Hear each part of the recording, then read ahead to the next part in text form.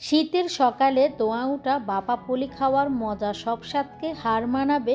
আসসালামু আলাইকুম everyone, welcome to কোহিনুস kitchen. আজকে আমি আপনাদের সঙ্গে শেয়ার করব একদমই সহজভাবে ভাপা পুলি রেসিপি। আজকে আমি তৈরি করব একদমই পারফেক্ট ভাপা পুলি পিঠা। ভাপা পুলি বানানোর পরে অনেক সময় দেখা যায় পিঠাগুলো ভাপিয়ে নেওয়ার পরে পিঠাগুলো ভেঙে গেছে। এছাড়াও পিঠাগুলো বানানোর পরে শক্ত হয়ে গেছে, খেতে একটুও ভালো লাগে না। আজকের ভিডিওতে অনেকগুলো টিপস অ্যান্ড ট্রিক্স শেয়ার করেছি। আমার এই রেসিপি ফলো করে তৈরি করলে ইনশাল্লাহ আপনাদের পিঠাগুলো একদমই পারফেক্ট হবে। চলুন তাহলে রেসিপি দেখে আসি। প্রথমে একটা প্যানে আমি এখানে নিয়ে নিচ্ছি 1 কাপ পরিমাণ ফ্রেশ নারকেল কোরানো, হাফ কাপ দিয়ে দিচ্ছি খেজুরের গুড়টাকে আমি ছোট করে গ্রেট করে নিয়েছি। ফ্লেভারের জন্য দিয়ে দিচ্ছি 2টা এলাচের মুখগুলো আমি ফেটে দিয়েছিলাম। এবার নেড়ে ছেড়ে গুড় আর নারকেলটাকে ভেজে নিতে হবে। চুলার হিটটাকে লো মিডিয়ামের মাঝামাঝি রেখে কিছুক্ষণ জাল করার পরে দেখবেন গুড়টা গলতে শুরু করেছে আর কালারটাও কিন্তু চেঞ্জ হতে শুরু করেছে। এক সময় দেখবেন গুড়টা একদম গলে গিয়েছে। কিছুক্ষণ জাল করার পরে দেখবেন নারকেলের যে পানিটা ছিল ওইটাও শুকিয়ে গিয়েছে। আর এরই মাঝে আমি যে এলাচগুলো দিয়েছিলাম ওইটা উঠিয়ে নিয়েছি। নারকেলটা আঠালো হয়ে গিয়েছে, এখন নামিয়ে নিচ্ছি। এবারে পিঠা তৈরি করব। ফার্স্টে আমি একটা প্যানে এখানে 2 কাপ দিয়ে দিচ্ছি পানি। এরপর হাফ চা চামচ দিয়ে দিচ্ছি লবণ। পানির সঙ্গে লবণটাকে মিশিয়ে নিতে হবে আর পানির মধ্যে বলক আসা পর্যন্ত অপেক্ষা করতে হবে। পানির মধ্যে যখন বলক উঠে যাবে তখন দিয়ে দিতে হবে চালের গুঁড়া। আমি এখানে শুকনো চালের গুঁড়া নিয়ে নিয়েছি 2 কাপ। আর এই চালের গুঁড়াগুলো আমার বাসায় তৈরি করা।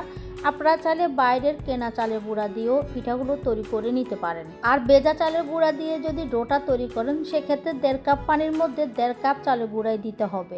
আমি যেহেতু শুকনো চালের গুঁড়া দিয়ে তৈরি করছি সেই জন্য 2 কাপ পানি আর 2 কাপ চালের গুঁড়া লাগবে। এবার নেড়ে ছেড়ে খুব ভালোভাবে একটা ডো তৈরি করে নিতে হবে। ডোটা তৈরি করা হয়ে গেলে চুলাটা অফ করে আমি ঢাকনা দিয়ে এটাকে 5 মিনিটের জন্য রেখে দিয়েছি। এবার ঢাকনাটা সরিয়ে আমি আবারও নেড়ে ছেড়ে দিচ্ছি। দেখতে পাচ্ছেন আমার ডোটা তৈরি হয়ে গিয়েছে। কিছু ডো আমি হাতে নিয়ে দেখিয়ে দিচ্ছি। দেখতে পাচ্ছেন ডোটা যখন হাতের মধ্যে একটুও লাগবে না তখন বুঝতে হবে ডোটা একদমই পারফেক্টভাবে রেডি হয়ে গিয়েছে। এবার ডোটাকে ছড়ানো একটা পাত্রের মধ্যে ঢেলে হালকা একটু ঠান্ডা করে নিয়েছি। তাপটা হাতে সহ্য করার মতো হলে ডোটাকে মথে খুব ভালোভাবে একটা ডো তৈরি করে নিতে হবে।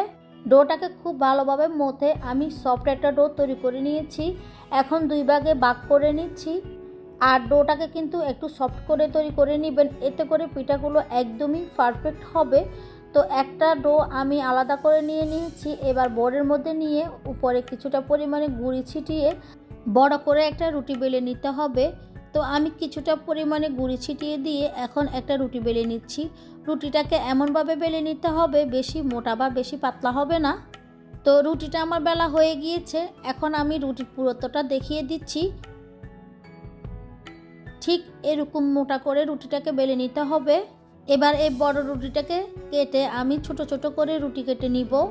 আর আমি একটা বয়ামের ঢাকনা ব্যবহার করছি। আপনাদের কাছে কুকি কাটা বা যে কোনো বয়ামের ঢাকনা দিয়েও কিন্তু আপনারা এই রুটিটাকে কেটে নিতে পারেন। আর পিঠার সাইজগুলো আপনারা আপনাদের পছন্দ মতো করে নেবেন। তো আমি 4টা রুটি কেটে নিয়েছি আর বাকি যে ডোগুলো থাকবে ওইগুলোতে পরবর্তীতে আবারও রুটি বেলে আমি সেমভাবে রুটি তৈরি করে নিব। এবার এই ছোট রুটি থেকে একটা রুটি হাতে নিয়ে এভাবে প্রেস করে করে একটা বাটির মতো শেপ দিয়ে নিচ্ছি।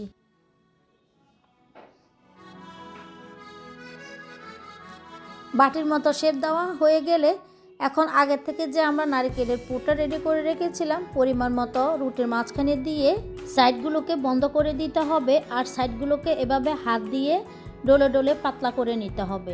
আর নারকেলের পুরটা কিন্তু বেশি পরিমাণে দেওয়া যাবে না, এতে করে বাপে দেওয়ার সময় কিন্তু এটা ফেটে যেতে পারে। এবার আপনারা চাইলে পিঠাগুলো এমনিতেও বাপে দিতে পারবেন, তবে পুলি পিঠার যেহেতু নিজস্ব একটা ডিজাইন আছে তো আমি সেই ডিজাইনটা করে নিচ্ছি। আর ডিজাইনটা তৈরি করা একদমই সহজ, আপনারা নিশ্চয়ই দেখে বুঝতে পারছেন আমি কিভাবে তৈরি করে নিয়েছি। তো আমি সবগুলো পুলি পিঠা তৈরি করে নিয়েছি। এবার এগুলোকে আমি বাপে দিতে চলে যাব। এবার চুলায় একটা স্টিমার বসিয়ে দিয়েছি। একে একে পিঠাগুলো দিয়ে দিচ্ছি। পরিমাণ মতো পিঠা দিয়ে দিয়েছি। এবার আমি এটাকে ঢাকনা দিয়ে প্রায় 10 থেকে 12 মিনিট ভাপিয়ে নিব। 10 থেকে 12 মিনিটের মধ্যে পিঠাগুলো খুব সুন্দরভাবে কুক হয়ে যাবে।